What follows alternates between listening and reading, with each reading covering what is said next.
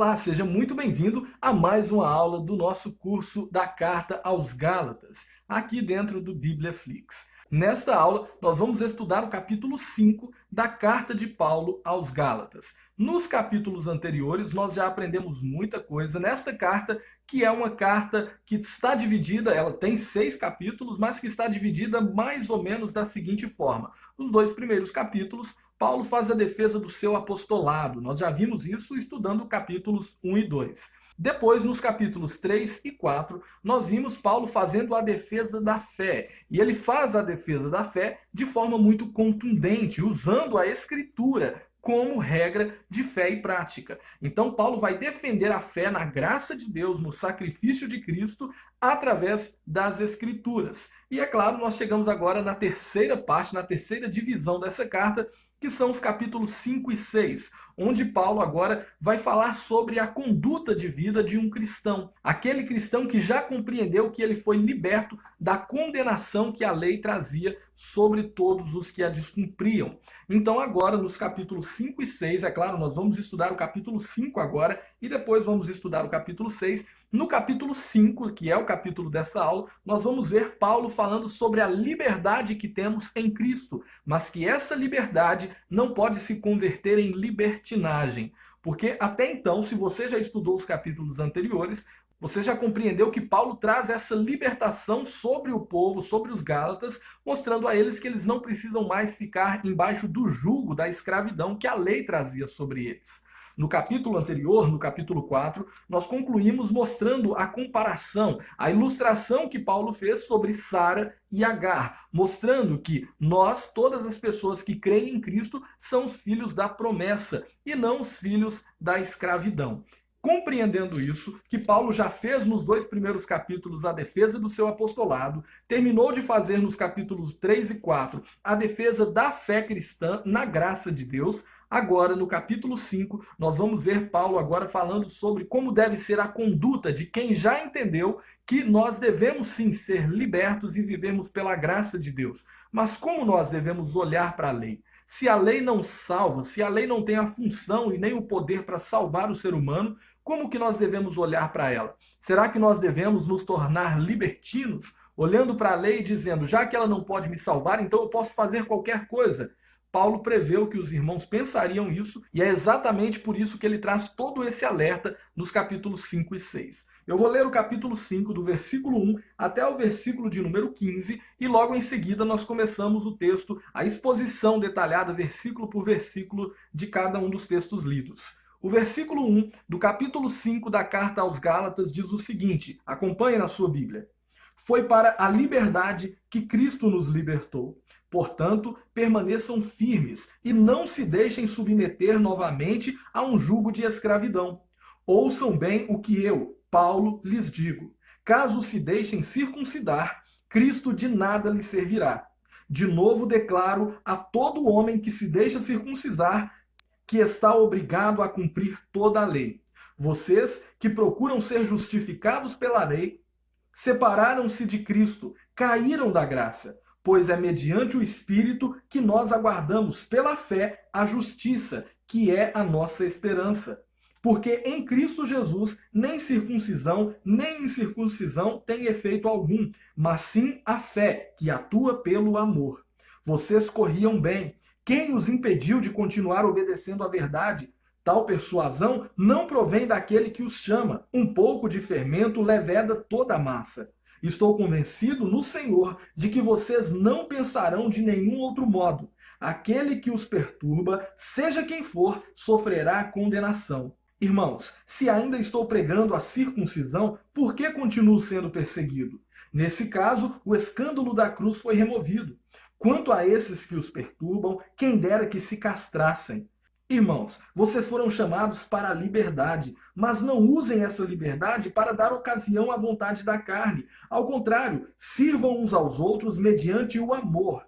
Toda a lei se resume num só mandamento: ame o seu próximo como a si mesmo. Mas se vocês se mordem e se devoram uns aos outros, cuidado para não se destruírem mutuamente.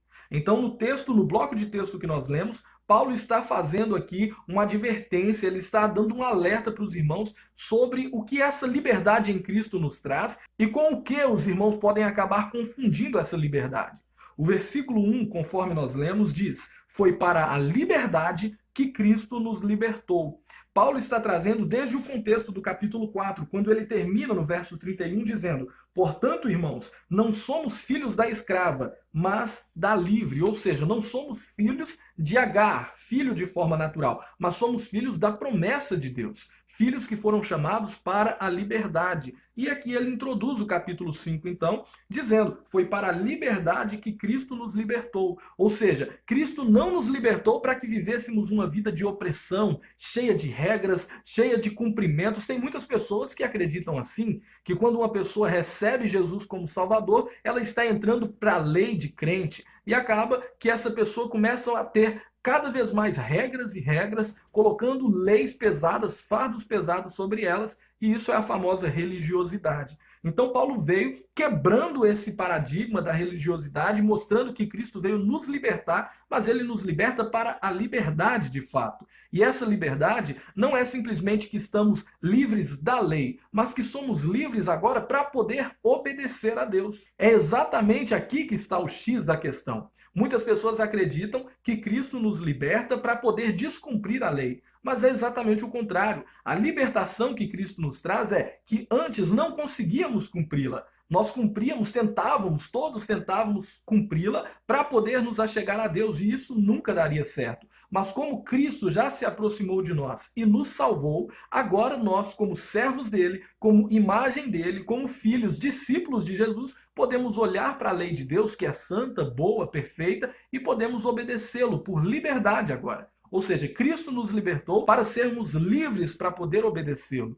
Entende? E a palavra continua dizendo o seguinte: portanto, permaneçam firmes e não se deixem submeter novamente a um jugo de escravidão. Quando Paulo diz isso, ele está confrontando aqui os judaizantes, que queriam de todas as formas fazer com que os irmãos da Galácia se circuncidassem. Porque, como nós vimos, eles tinham prazer em ficar contando quantas pessoas eles circuncidaram. Eles queriam agradar os Gálatas com uma mensagem mais palatável, para depois os Gálatas ficarem bajulando eles.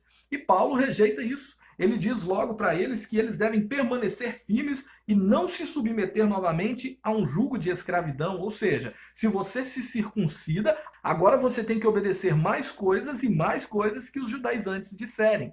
Então Paulo já deixa claro: não se submetam dessa forma. Entendam que vocês são salvos pela graça e isso basta. Agora, a obediência a Deus, ela não está mais pautada por circuncisão ou incircuncisão, não, mas pela fé. Pela fé recebemos a salvação em Cristo Jesus. E agora isso nos leva a ser obedientes, mostrando que não é mais necessária a circuncisão e nem a prática minuciosa de cada elemento da lei, porque nós não somos salvos por essas coisas. E ele continua dizendo no verso de número 2: ouçam bem o que eu, Paulo, lhes digo. Então ele chama a atenção: escutem o que eu, Paulo, estou dizendo. Caso se deixem circuncidar, Cristo de nada lhes servirá. Agora eu te pergunto, por que Paulo falou isso?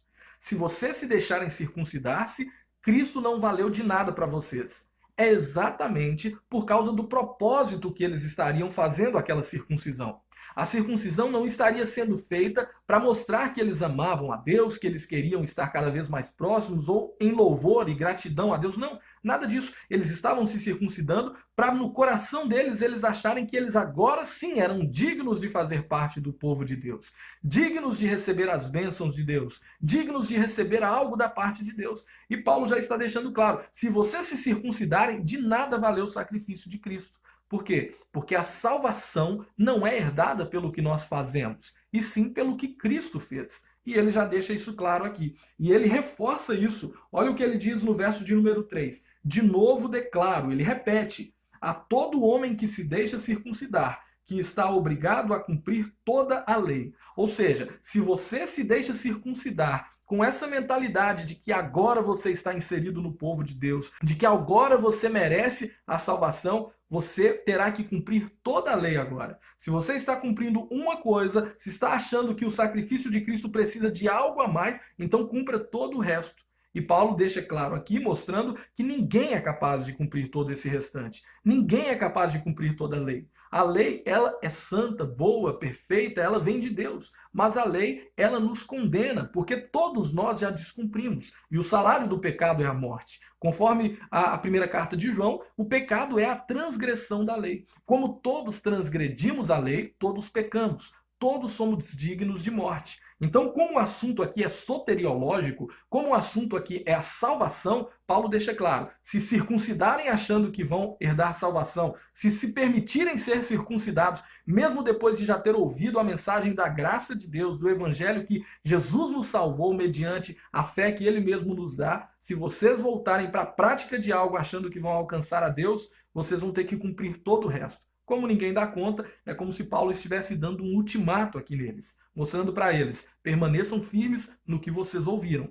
Ainda que um anjo traga um outro evangelho, rejeitem, fiquem com o evangelho da graça de Deus. Ele continua no verso de número 4, dizendo, vocês que procuram ser justificados pela lei. Percebe novamente qual é o contexto que Paulo está falando? Ele está falando de justificação. As pessoas queriam se circuncidar para serem justificadas diante de Deus. Elas queriam cumprir a lei para serem justificadas. Paulo vem e diz, vocês que procuram ser justificados pela lei, separaram-se de Cristo, caíram da graça.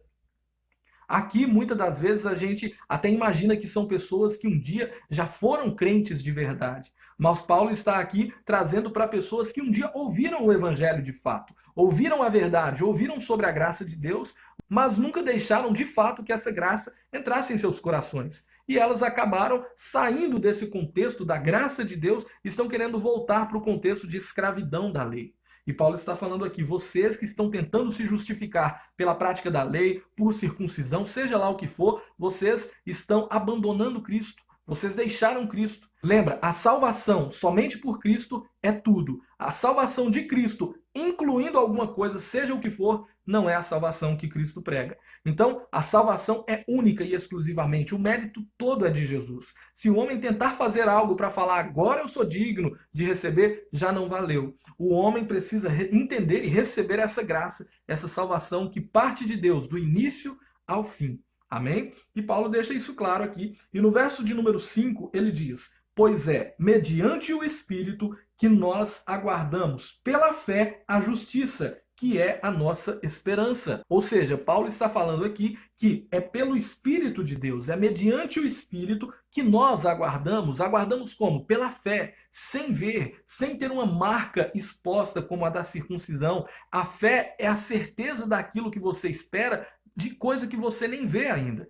Então, o cristão, ele não precisa ver algo para crer, mas ele crê e por causa disso ele contempla. Entende? E Paulo está falando aqui, pela fé, a justiça de Deus nós a veremos. Ele diz, a justiça que é a nossa esperança. Então, essa justificação, nós temos ela diante de Deus através da fé que temos em Cristo. E essa fé provém do Espírito de Deus, do Espírito Santo que habita em nós e que nos conduz ao caminho da retidão, nos conduz ao caminho da verdade. Então Paulo está mostrando, olha, é mediante o Espírito que nós temos fé, que nós aguardamos essa justiça que é a nossa esperança.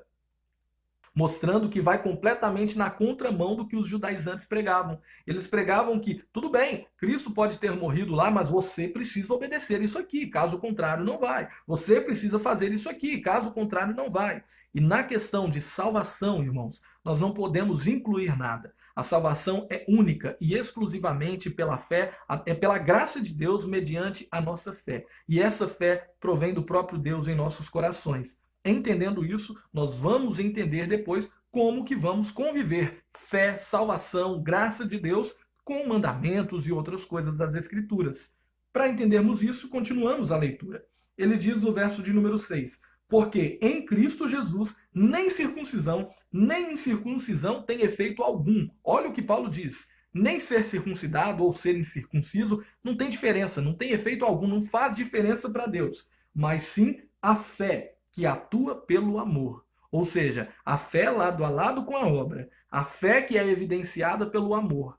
Em Cristo, o que vale não é se a pessoa foi circuncidada ou não. O que vale não é se a pessoa está obedecendo detalhe por detalhe ou não. O que vale de fato é a fé que a pessoa tem no Cristo, no sacrifício vicário de Jesus. E se essa pessoa externa essa salvação através do amor, que é o fruto do Senhor, que é aquilo que a salvação produz no coração do ser humano, o amor pelo próximo e o amor a Deus. Entende que Paulo está mostrando aqui que não é algo externo, não é pelo que nós fazemos, mas pelo que a salvação faz em nós, que nós conseguimos contemplar de fato quem é o salvo em Cristo Jesus? O verso 7 ele continua dizendo o seguinte, confira na sua Bíblia. Vocês corriam bem. E Paulo coloca aqui como se eles estivessem em uma corrida, em uma competição, em uma trajetória. E ele diz, vocês corriam bem. Quem os impediu de continuar obedecendo à verdade? Ele está dizendo, olha, vocês estavam obedecendo à verdade, seguindo, fazendo a vontade de Deus, mas lembrando que tudo era para louvor da glória de Deus, que a salvação que receberam foi porque Cristo deu ela a vocês. Vocês estavam indo bem. Quem foi que impediu vocês? Quem foi que impediu vocês de continuar obedecendo a essa vontade de Deus? E ele diz no verso de número 8, tal persuasão, ou seja, esses que convenceram vocês, estão tentando convencer vocês, estão tentando impedir vocês, não provém daquele que os chama. Ou seja, esses judaizantes não provém da parte de Deus, não provém da parte de Cristo, porque Cristo os chamou para a liberdade. Eles estão chamando vocês para a escravidão. Então ele deixa claro aqui, esses que estão persuadindo vocês, fazendo com que vocês queiram voltar para essa escravidão, não provém da parte de Deus. O verso 9 ele continua dizendo, um pouco de fermento fermenta toda a massa, leveda toda a massa. Aqui Paulo está usando um ditado popular da época para poder trazer para eles a compreensão que uma misturinha que você faz, algo que você tenta implementar que não condiz com a verdade, já bagunça todo o meio de campo, já bagunça todo o cenário. A fé em Cristo Jesus deve ser uma fé pautada na verdade, não em meias verdades, mas em toda a verdade.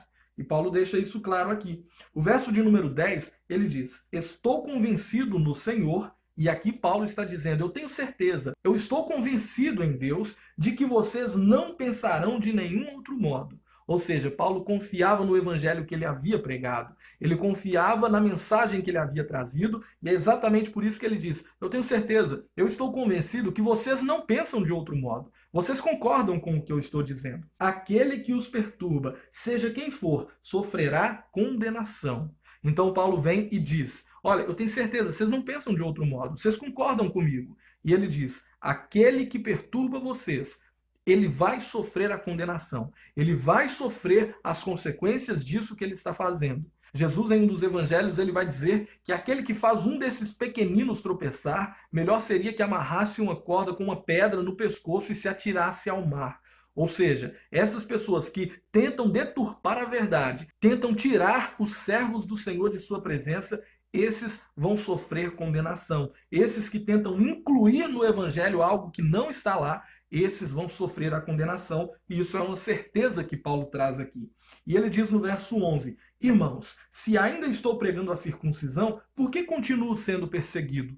Aqui Paulo está lançando uma pergunta, por quê? Porque esses homens, esses judaizantes, além deles saírem dizendo que Paulo não tinha autoridade apostólica, além de saírem falando que Paulo estava bajulando os Gálatas, eles diziam que o próprio Paulo estava mandando eles circuncidarem-se. O próprio Paulo concordava com a circuncisão. E aqui Paulo diz, se eu estou pregando a circuncisão, por que eu estou sendo perseguido então? Por que eles me perseguem tanto se eu estivesse pregando exatamente o que eles pregam também? Se eu estivesse pregando, de fato, o judaísmo, que não é perseguido. Se eu estou sofrendo perseguição, é porque eu prego o contrário do que eles estão pregando. Eu prego a graça de Deus e não essa escravidão que eles estão pregando a vocês. Entendem? E Paulo já está fazendo aqui os Gálatas pensarem nisso. Por que estou sendo perseguido?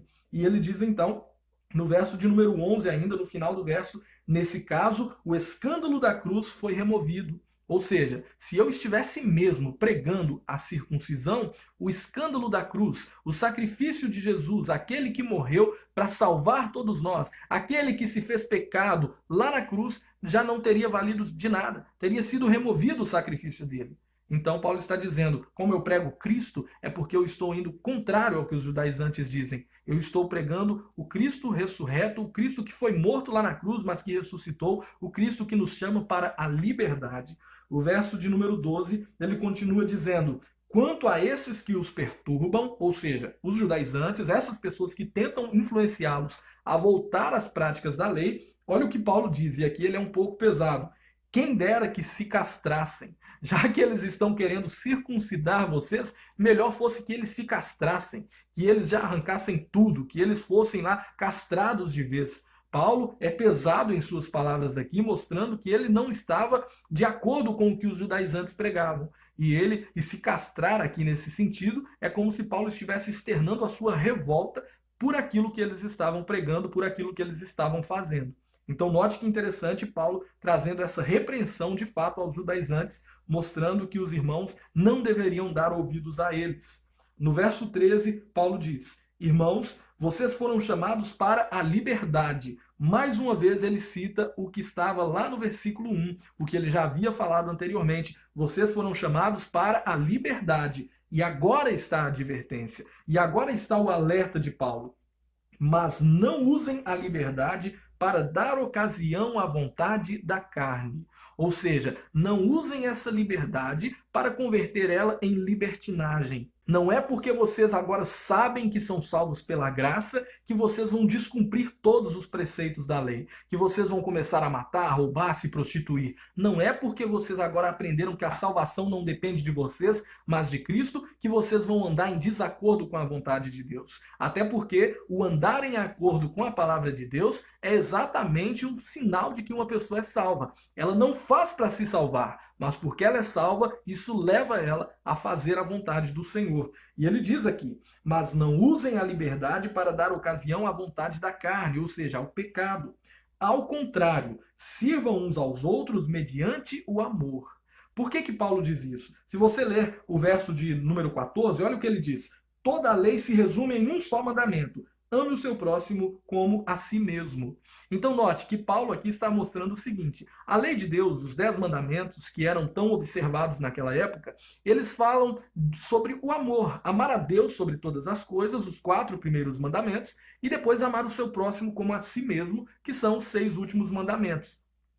Ou seja, a lei de Deus se resume a amar. E isso aqui é o que Paulo diz. Não deixe com que, agora que vocês sabem que vocês são livres, não deixe com que isso tome uma proporção negativa, que a carne de vocês influencie a vocês fazer coisas que não condizem com a vontade de Deus. Muito pelo contrário. Agora que vocês são livres para amar o seu próximo, livres para obedecer à vontade de Deus. Vocês agora são livres, de fato, para poder vencer o maligno, para poder resistir à tentação, para poder cumprir a vontade do Senhor, os mandamentos do Senhor, não mais para se justificar, mas porque você já foi justificado e isso te dá agora poder que vem da parte de Deus para poder resistir nas tentações, para poder permanecer obediente à vontade de Deus. E ele diz: toda a lei se resume num só mandamento: ame o seu próximo como a si mesmo. Ele cita aqui o principal mandamento no contexto humano. Nós sabemos que são 2 mandamentos importantes: amar a Deus acima de tudo e o próximo como a você mesmo.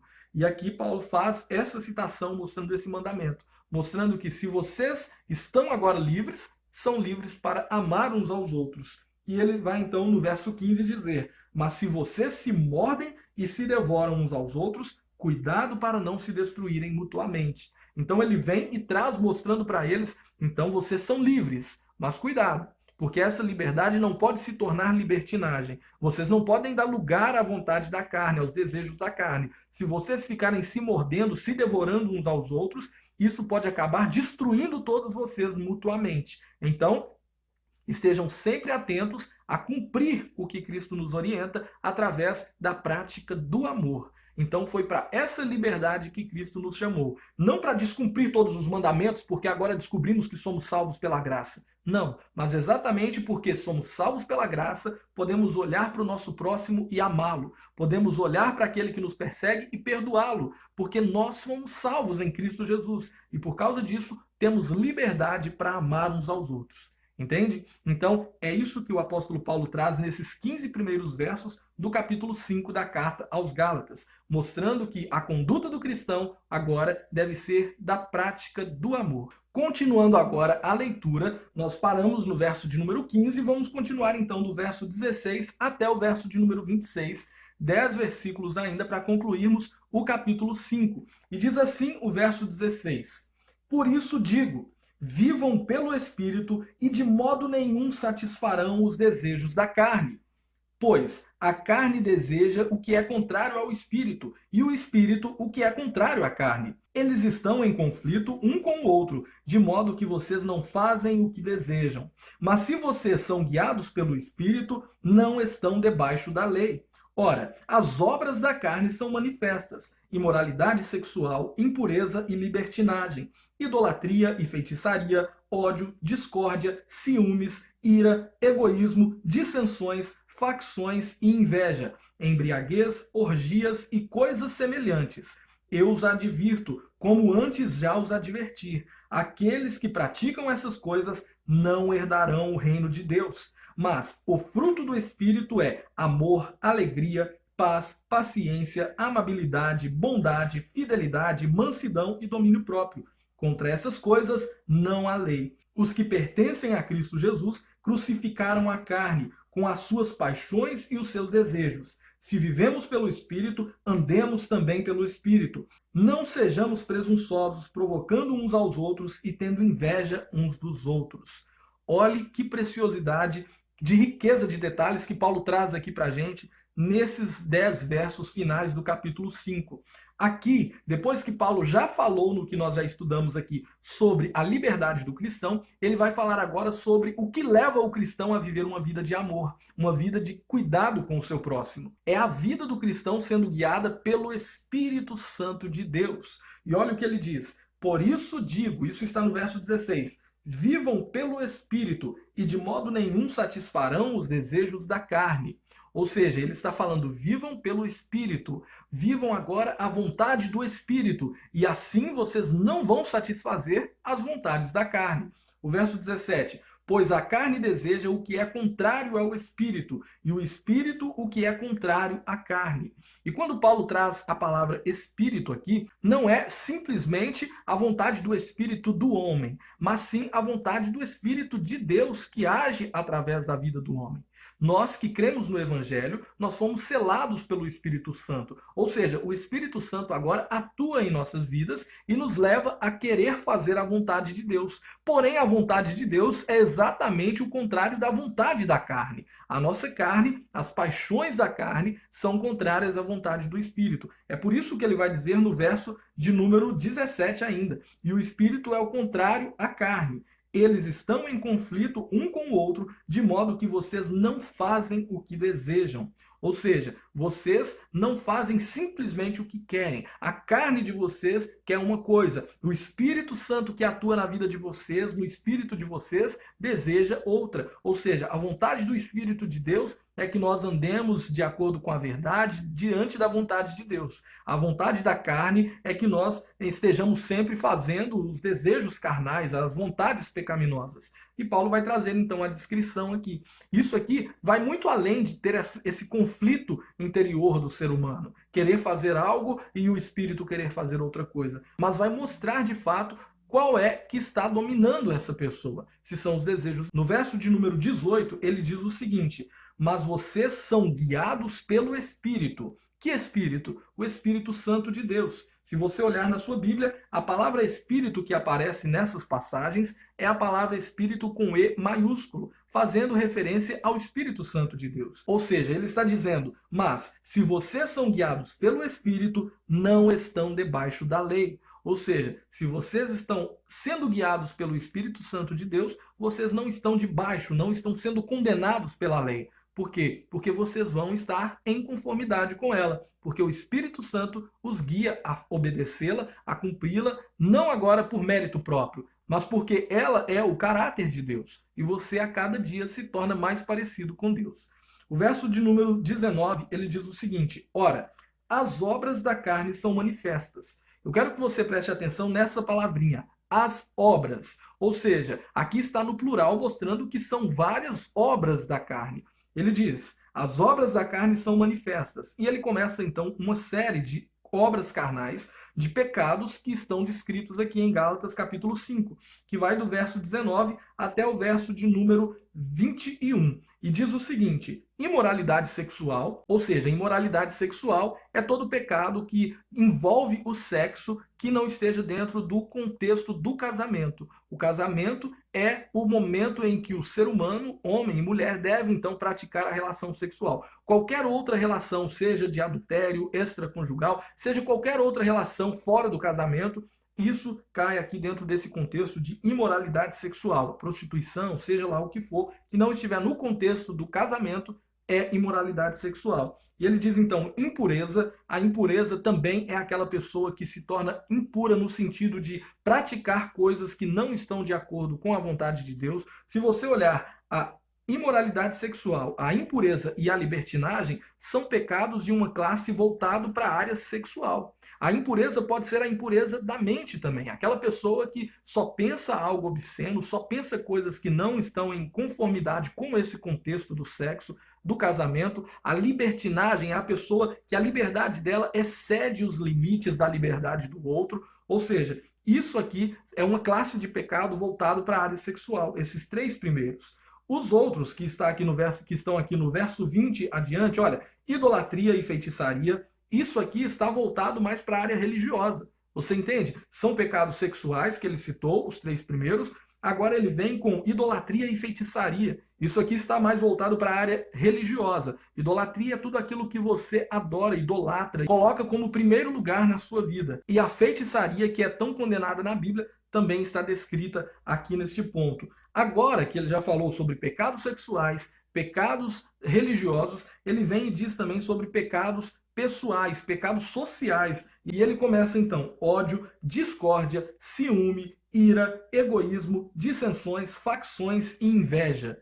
Então note, ele falou sobre os pecados sexuais, pecados religiosos e agora pecados sociais. Ódio, discórdia, inveja, tudo esse monte de pecado, esse monte de coisa ruim está incluído em mais uma classe de pecado que ele destaca aqui. Depois ele começa a falar de pecados voltado agora para a área pessoal do ser humano. E ele diz: embriaguez, orgias e coisas semelhantes. Ou seja, todos os tipos de pecados que Paulo cita aqui são pecados que mostram que isso é obra da carne. Isso são as coisas que a carne deseja. A carne deseja a imoralidade sexual, a carne deseja o ódio, a ira, as facções, a inveja, a idolatria, a glutonaria, a bebedice. Tudo isso a carne deseja. E note que ele termina dizendo: e coisas semelhantes. Ou seja, tem muitos outros pecados, coisas semelhantes a essas. Tudo isso é obra da carne, são as obras da carne. E ele então conclui aqui dizendo: eu os advirto como antes já os adverti. Ou seja, eu lembro a vocês novamente, estou advertindo vocês, prestem atenção. Aqueles que praticam essas coisas não herdarão o reino de Deus. Ou seja, as pessoas que estão vivendo isso não vão herdar o reino de Deus. Então aqui Paulo já está dando um checkmate sobre aquelas pessoas que poderiam pensar o seguinte: já que somos salvos pela graça, já que eu sou livre da lei, então eu vou descumpri-la. Então eu vou virar um glutão, então eu vou virar um beberrão, então eu vou virar um idólatra, um feiticeiro. Não, você não pode fazer isso. Ah, então eu vou ter todo tipo de relação sexual, então eu vou cometer adultério. Não, você não pode fazer nada disso, porque tudo isso demonstra que são obras da carne. E se a pessoa está andando pelas obras da carne, é sinal de que ela não está sendo guiada pelo Espírito. E o Espírito só guia aqueles que creem. O Espírito está guiando aqueles que creram, aqueles que foram libertos de fato. Entende? Então, a liberdade em Cristo não é uma liberdade para pecar, mas uma liberdade para conseguir obedecer a Deus agora. E aqui ele vai dizer, e é por isso que eu falei para você prestar atenção quando eu li no verso 19, ora, as obras da carne são manifestas, e ele disse aquele monte de pecado, porque no verso 22 ele vai dizer: mas o fruto do Espírito. Note, assim como existem obras da carne, existe também o fruto do Espírito. E note que aqui está no singular. São as obras da carne e o fruto do Espírito. Logo, se as obras da carne trouxeram, está no plural, então trouxe um monte de pecado, quando ele diz o fruto do Espírito, a gente espera que venha só uma coisa, porque ele está falando no singular, o fruto do Espírito. Mas ele traz um monte de coisa também, mostrando que as obras da carne são aquele monte de coisas, aquele monte de pecado, mas o fruto do Espírito é também um monte de coisa, não apenas uma ou outra, algumas delas, mas todas elas. Note, mas o fruto do Espírito é amor, alegria, paz, paciência, amabilidade, bondade, fidelidade, mansidão e domínio próprio. Você percebe o que Paulo está dizendo aqui? Que todas essas coisas, amor, bondade, fidelidade, domínio próprio, amabilidade, tudo isso é um conjunto que forma o fruto do Espírito. Então, se a pessoa tem o Espírito de Deus em sua vida, automaticamente esse espírito que é fértil, que é frutífero, vai fazer esse fruto nascer na vida dessa pessoa. Então não tem aquela conversa, olha, eu tenho esse fruto do espírito, mas esse aqui eu não tenho. Eu tenho esse fruto e esse outro eu não tenho. Não, o fruto do espírito são todas essas coisas. Amor, amabilidade, fidelidade, paciência, tudo isso é o fruto do espírito. Note que isso é diferente dos dons. Os dons, a pessoa pode ter um, outra pessoa pode ter outro. Por quê? Porque o Espírito Santo distribui os dons da forma que ele quer. Mas o fruto do Espírito são todas essas coisas. E quem recebe o Espírito passa a dar esses frutos, não aquelas obras. Ou melhor, passa a dar esse fruto no singular. O fruto do Espírito é amor, alegria, paz, paciência, amabilidade, bondade, fidelidade, mansidão e domínio próprio. E ele conclui aqui dizendo, contra essas coisas não há lei. Ou seja, o Espírito nos conduz a cumprir a vontade de Deus. Fazendo isso, estamos obedecendo à lei. Quando damos esse fruto, quando praticamos tudo isso, esse amor, essa alegria, essa bondade, estamos em conformidade com a lei. É por isso que não estamos debaixo da lei. Estamos em concordância com ela, porque o fruto que o Espírito produziu em nós é um fruto que glorifica a Deus, assim como a obediência em sua palavra. Então, você percebe que aqui, neste texto, Paulo conseguiu mostrar a eles que a liberdade em Cristo não nos deixa caminhar para a perdição, não nos deixa caminhar para um caminho largo, para um caminho de pecados. Não, a porta continua estreita. Nós continuamos traçando o caminho estreito, porém agora guiados pelo Espírito, obedecendo à vontade de Deus, não por nossos méritos, mas porque esse fruto, que não é algo que pode ser feito por alguém, mas é algo natural que o Espírito Santo produz, esse fruto está na nossa vida. Ele conclui então dizendo nos versos 24 adiante, ele diz, os que pertencem a Cristo Jesus crucificaram a carne com as suas paixões e os seus desejos. Ou seja, as pessoas que pertencem a Jesus pegaram os desejos da carne e crucificaram. Não tem mais valor para vocês. Não tem mais valor para as pessoas que creem em Cristo, que receberam a Cristo, os desejos da carne. Há uma luta travada entre carne e espírito, a vontade de fazer algo, mas se você tem um espírito em você, esse espírito te leva a fazer a vontade de Deus, a resistir às tentações, a permanecer de pé, porque o Deus que salva é o Deus que te sustenta em salvação até a sua volta.